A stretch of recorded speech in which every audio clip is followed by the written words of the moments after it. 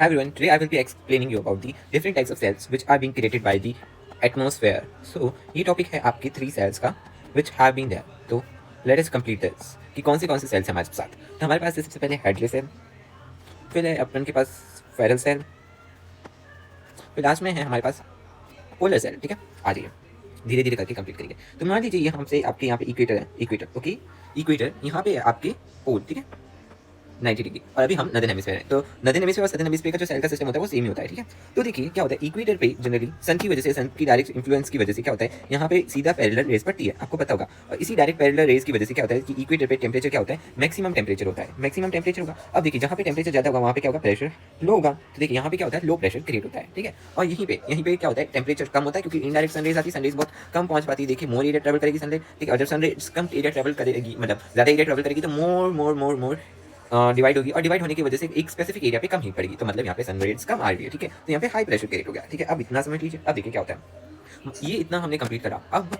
जैसे air move होने लगी, यहाँ से जहाँ पे लो प्रेशर होता है वहाँ पे एयर राइज होती है. ठीक है, तो चलिए एयर को राइज करते हैं. ये एयर नियरली कितना राइज होगी, यहाँ से कितना 10 किलोमीटर ऊपर तक, 10-8 अप्रोक्सीमेट. ठीक है, इतना ही क्यों, फिर बाद में ये डिफ्लेक्ट होगी. ठीक है, रीजन बताता हूँ, क्योंकि इधर हमारे पास होता है कुछ ऐसे ऐसे ऐसे. चलिए यहाँ पे आ जाइए. तो ये है हमारा, यहाँ तक एयर राइज हो रही है ऐसे ऐसे 10 टू, ये अपन के ऊपर है. इसको हम क्या बोलते हैं, ट्रोपोपॉज बोलते हैं. क्या बोलते हैं, ट्रोपोपॉज. तो ट्रोपोपॉज एक पॉज है जो एयर को रोक लेता है और एयर को डिफ्लेक्ट करता है. तो एयर क्या होगी, अब डिफ्लेक्ट होगी. ठीक है, और एयर दूसरी डायरेक्शन में मूव करने लगेगी. ठीक है, अब ये कैसी है, एकदम गर्म हवा है. जैसे ही हवा ठंडी होगी तो ये सेटल होगी. मान लीजिए ये आफ्टर सम टाइम ये हवा यहाँ पे क्या होगी, सेटल होने वाली है.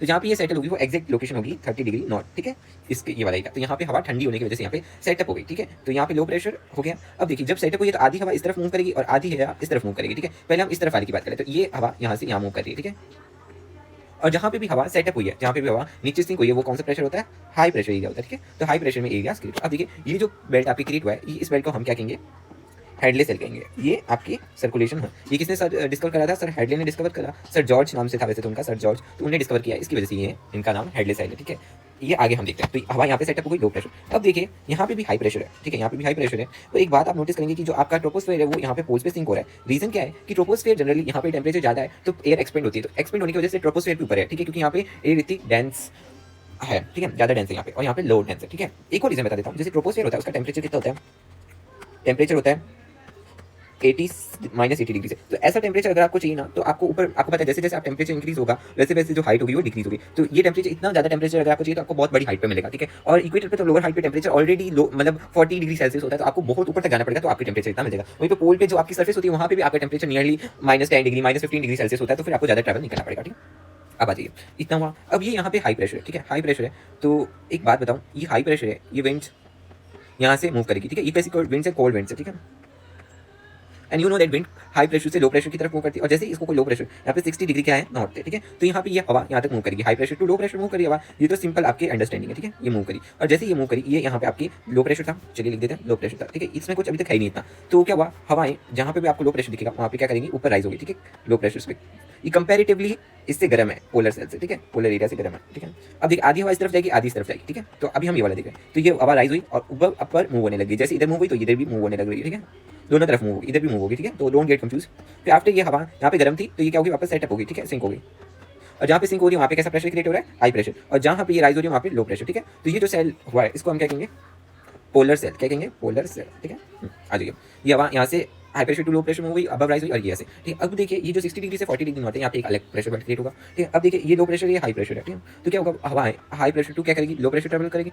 ठीक है, ये करा, और ये हवा ऊपर चढ़ गई. ठीक है, ये यहाँ पे वापस ऊपर जा रही है, ये दिख रही है, तो हाई प्रेशर. और जैसे ये ऊपर जाएगी तो ये वापस इस तरफ और दूसरी तरफ, दोनों तरफ डायरेक्शन ट्रेवल कर ही रही है.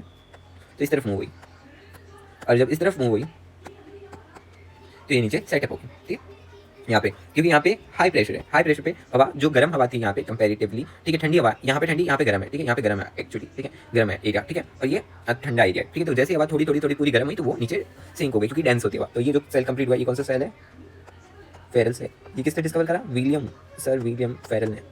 ठीक है, अब देखिए जो विंड्स यहाँ से 0 से 30 डिग्री की नॉर्थ पे चलती है उनको हम क्या कहते हैं जनरली, आपके ईस्टर्लीज. ठीक है, ईस्टर्लीज क्योंकि ई से ओरिजिनेट हो रही है. और जो ये इसके बीच का एरिया है यहाँ पे विंड चलती है उसको हम कौन सी विंड्स कहते हैं, वेस्टर्लीज. ठीक है, और यहाँ पे भी आपकी जो विंड चलती है उसको हम क्या कहते हैं, यहाँ पे विंड चलती है उसको हम क्या कहेंगे, पोलर ईस्टर्लीज. ठीक है, तो ये था आपका जनरल सर्कुलेशन एटमॉस्फेयर में कैसे हो रहा है और क्या हो रहा है, ठीक है। तो इसमें कंफ्यूजिंग होने वाली बात है नहीं। तो ये देखिए, ये जैसा ऐसा है वैसे का वैसे ये साउथ में भी है, ठीक है। तो ये आपके हेडली सेल और फेरल सेल है, ये दोनों आपके किस रीजन की वजह से क्रिएट हुए हैं, आपके ये हुए हैं आपके टेम्परेचर की वजह से। किसकी वजह से? टेम्परेचर। तो इनको हम क्या कहेंगे? थर्मोसेल कहेंगे, ठीक है, थर्मोसेल। और ये कौन सा है? मैकेनिकल सेल है। कैसा सेल है? मैकेनिकल, क्योंकि ये दोनों की डाइवर्जेंस की वजह से क्रिएट हुआ। यहाँ से भी देखो, यहाँ से भी इधर जा रही है, उधर जा रही है, इधर जा रही है, उधर जा रही है, इधर भी उधर उधर, ये उधर पुधर हो रहा है, जो भी इसकी वजह से आपका कंफ्यूजिंग नहीं है। टॉपिक राइजिंग और सेटअप है एक, अगर ये दोनों समझ आते हैं फेरल सेल अपने आप समझ में आ जाएगा। तो देन गुड बाय।